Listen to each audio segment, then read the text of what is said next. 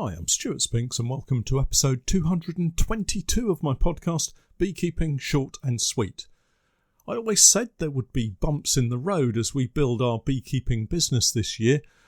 I wasn't quite prepared for the massive pothole that is our failed borage pollination this summer. Listen in to hear what's happened and what we're doing to manage it.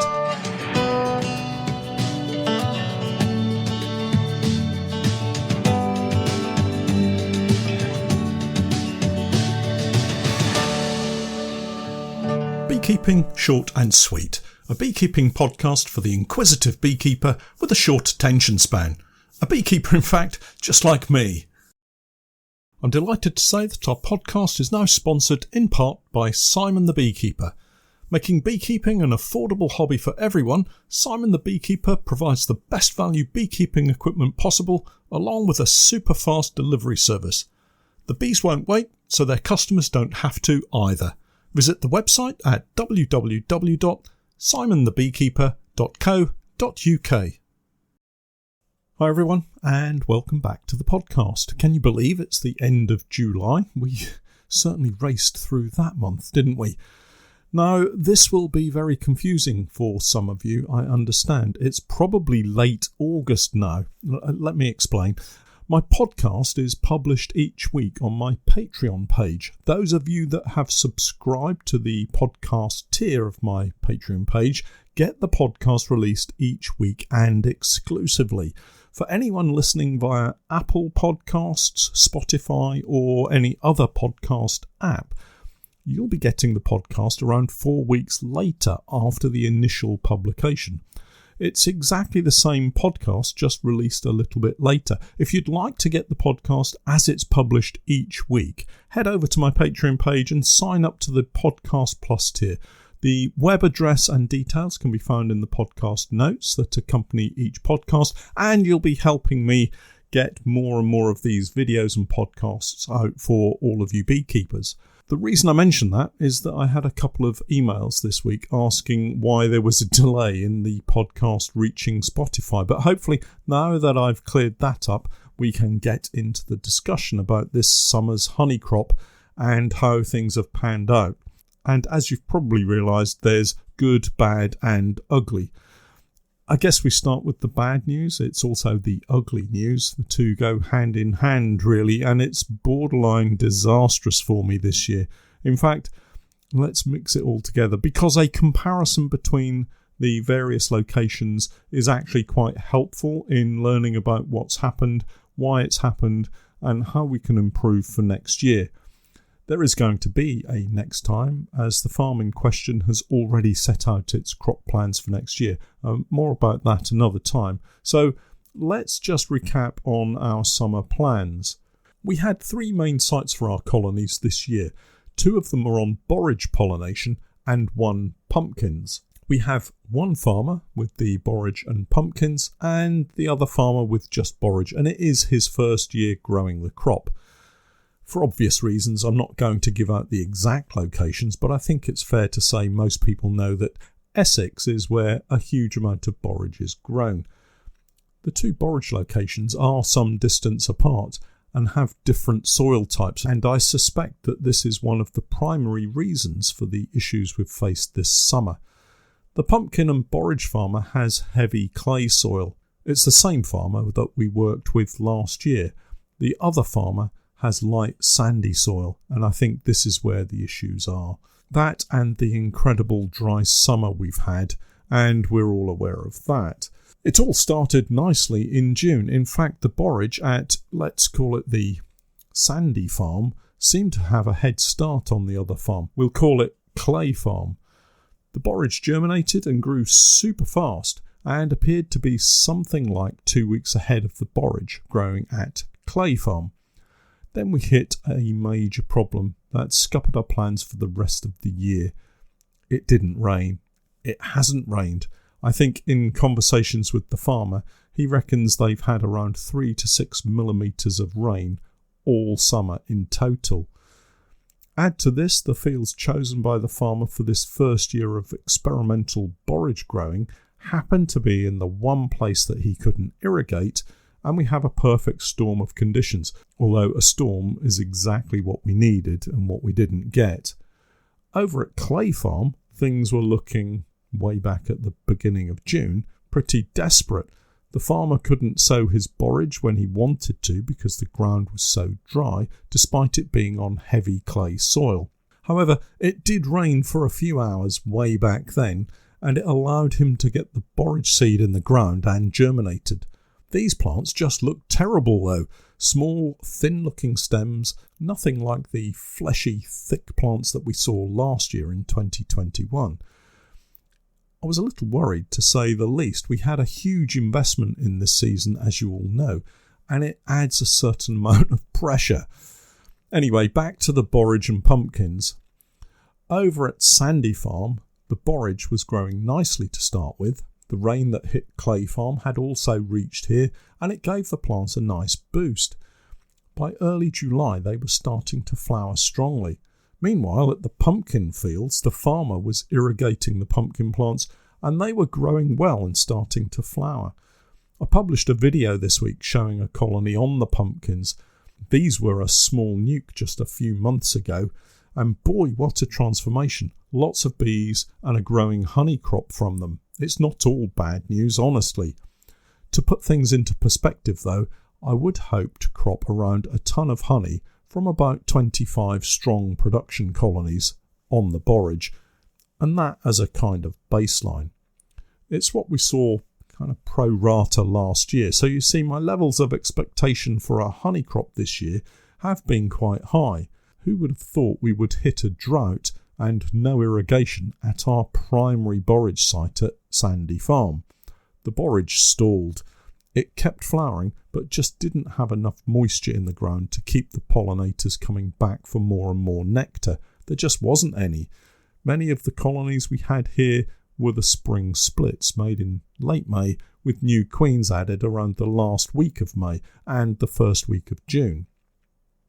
These should have been exploding and packing away nectar and pollen. Instead, they were hunkering down and filling brood nests with stores as everything dried up. The Sandy Farm site covered around 100 acres, and for pollination purposes, we place approximately 1 hive per acre. I'll let you do the maths. Remember, 1 tonne per 25 production colonies, or thereabouts, was my expectation. Meanwhile, at Clay Farm, the borage plants were catching up with their Sandy Farm counterparts, and having a small amount of moisture in the heavy soil meant that the plants were able to generate a little more nectar. Not flowing out of the plants as last year, you understand, but certainly not totally dried up as some of the borage at Sandy Farm were looking. This week we were making assessments for honey extraction and checking supers, or honey boxes as some call them, to see roughly how many boxes we would be lifting. It turned out to be a very disappointing session of removing empty boxes. There weren't even any bees in some of these boxes, such are the current drought conditions. It's looking likely we might get around 250 or 300 kilos of honey from Sandy Farm, possibly a little more. I'm always optimistic, but reality has to step in at some point. The good news is Clay Farm will deliver a honey crop. It does look likely it won't hit the 1 tonne per 25 hives figure, but it won't be far off. The pumpkins really benefited from irrigation here. The plants are very strong now, and while they have set fruit, they do continue to flower. And the bees are returning to the hives covered in pollen, so I'm really happy about that. I don't think that there's much nectar in a pumpkin flower though, although last year I swear I could taste that squash-like flavour in some of the honey, but that could just be because I knew the plants the bees were foraging on. Without doubt there won't be the yield that we see from the borage coming from the pumpkins. So, honey yield is going to be massively hit this year. We'll wait to see what we end up with, but it will be way down on what we were hoping to have, and that will have a knock-on effect on our plans for this year and heading into next year. More of my change in plans another time, but it's almost shocking to see how dependent we are on the weather. Not that I didn't know that was going to be the case, but I think this is the first year that it's actually made a significant difference to what I'm trying to do. When we began this journey way back at the beginning of the year, I said then that I thought there would be bumps in the road, and so it has proven to be. I wasn't quite expecting such a massive pothole to appear though. Something that has helped us is the spring honey crop. We managed to take a really good crop from our bees prior to splitting them. Steph keeps reminding me that she told me not to split them too hard and to take a spring crop. In return, I reminded her that I at least listened to her advice. Anyway, we did get a decent extraction then, and we have good stocks of honey for our customers. Add to this the honey from our clay farm colonies, and it will set us up to manage through the autumn and winter. Ever the optimist, we'll bounce back from this situation and go again next year. There's no point getting too dramatic about it. There are people in a far worse situation than us right now. Talking of worse situations, I need to talk about wasps again. The Sandy farm is obviously a haven for them. We've seen thousands, literally. Okay, maybe not thousands, but certainly hundreds. We've been closing down entrances on all hives, even the strongest ones. This usually takes the form of small pieces of foam stuffed into the entrance, but on the Technoset hives, they have this really neat little entrance trick where you can simply push down one side and it locks it closed, thus reducing the entrance by half. No chance wasps can get in because the entrance is mobbed by returning bees trying to find the way back into their home. It's also a good time to check supers for holes and gaps, just in case those wasps are trying to rob you and your bees of any honey they've stored in the supers. Even more important if you're adding a clearer board to empty the supers of bees. A small gap in an unguarded super is a recipe for a bun fight of bees and wasps trying to sneak in and steal that honey. You'll return the next day to collect your full super, only to find it empty. This is the voice of experience talking, folks. I've been there before. It's not a nice feeling, especially when honey is at a premium or you only have one or two supers. It doesn't take long to help the colony defend itself, and you could save your honey crop from those hungry, opportunistic wasps. I've mentioned previously that it's time to treat and feed our bees. Well, almost time. It's important to get the honey crop off first. We don't want to contaminate what honey we have by adding varroa treatments before we've removed the honey. The same applies to feeding colonies. Get the honey off and treatments first, then after a week or two, we'll be putting feeders on. Bulk feeders are my preference, getting food into the hives quickly and efficiently for that autumn feed before the ivy comes into flower, and it might be early this year. For me, the whole extraction process will happen in a week or so. We should have all the honey off and extracted in something like a 10-day period starting this Monday. Then treatments will go into those hives, and those will be followed by feeders and syrup. We're using the Apimix syrups once more from Modern Beekeeping, and I know that Paul is getting fresh stocks in sometime in the next few weeks, so if you want any feed, I would recommend giving him a call and getting a pre-order in place. All that, as I say, will happen after extraction. Lucky then that the honey room is ready. Well, almost. Just the floor to wash and the equipment to be set out, and that's a job for this evening. Now, I know you all know I don't have time for any hobbies anymore, beekeeping being the all-consuming challenge that it is. Well, I've found something I can do while I'm beekeeping, and I never thought I would enjoy it as much as I am. Bird watching. Yep, I've become a bit of a twitcher. I've always carried a pair of binoculars in my truck, and when I was at the Royal Norfolk show recently, I happened to stop by the RSPB stand. That's the Royal Society for the Protection of Birds, and I got chatting to the guys there.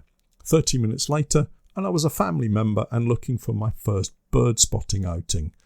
So far it's going quite well, although I do seem to spend a lot of my time with my head in an identification book rather than watching birds. Anyway, I wanted to encourage you all to grab a pair of binoculars and join me in a bird spotting challenge. There's an app, of course, to list all of the birds you see. It's free and it's called Birda, Birda, Birda. Download it, sign up and search me out as a friend, and we can see how many different species we can accumulate. I think my best, most impressive identification so far has been marsh harriers. They are spectacular. Do remember I am a beginner here. It's a tenuous link, but the reason I mention all of this is I'm hoping to head out this weekend and see a European bee eater. They've been spotted here in Norfolk, but they don't pose any threat to our honeybee colonies just yet, but they do look quite spectacular. And before I go, one last bird fact. Did you know that our native kingfisher doesn't have any blue pigment in its feathers at all? There's a little fact to wow your friends over this weekend. Anyway, for my latest videos and podcasts with more updates, tips and techniques, it's the same Patreon page, www.patreon.com/Norfolk Honey. And remember, I'm Stewart Spinks, and that was bird watching, beekeeping, short and sweet.